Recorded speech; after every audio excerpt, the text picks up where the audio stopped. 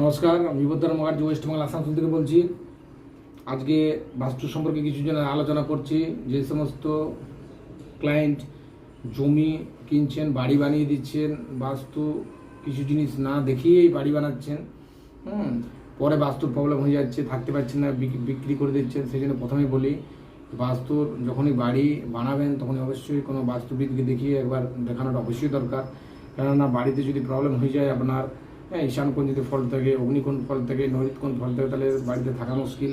প্রথমেই দেখতে হবে বাড়িতে ড্রেনেজ সিস্টেম কীরকম আছে, আপনার বাড়ির যে ড্রেন জল কোন দিকে যাচ্ছে, ঈশান কোণ ঠিকঠাক আছে কিনা, টয়লেট বাথরুম কোন দিকে আছে, আপনার পেন যে বসিয়েছেন ঠিকঠাক আছে কি না। যদি এগুলো প্রবলেম থাকে তো বাড়িতে থাকা খুব মুশকিল ব্যাপার। একটা ফিক্স পয়সা আপনার অটোমেটিক ডাক্তারের পিছনে যাবে, খরচা সামলানো খুব মুশকিল।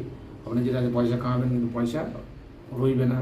সেই জন্যই বারবার আপনাদেরকে বলছি, যদি বাড়ি বানাবেন তো অবশ্যই বাস্তুবিদকে একবার দেখিয়ে নেবেন। আর যাদের বাড়ি অলরেডি বানানো হয়ে গেছে, নানা রকম ফল্ট আছে, তাদের ক্ষেত্রে বলছি, যাদের সমস্যা হয়ে গেছে, মনে করুন অগ্নিকোণ ফল্ট আছে কি ঈশান কোণে অবস্থা খারাপ হয়ে আছে, তাদেরকেও বলছি সেই সমস্ত জিনিস, কিছু প্রেডিকশন আছে, কিছু জিনিস আছে যেগুলোতে কিন্তু নিরাময় করা যায়, বাস্তু ঠিক করা যায়।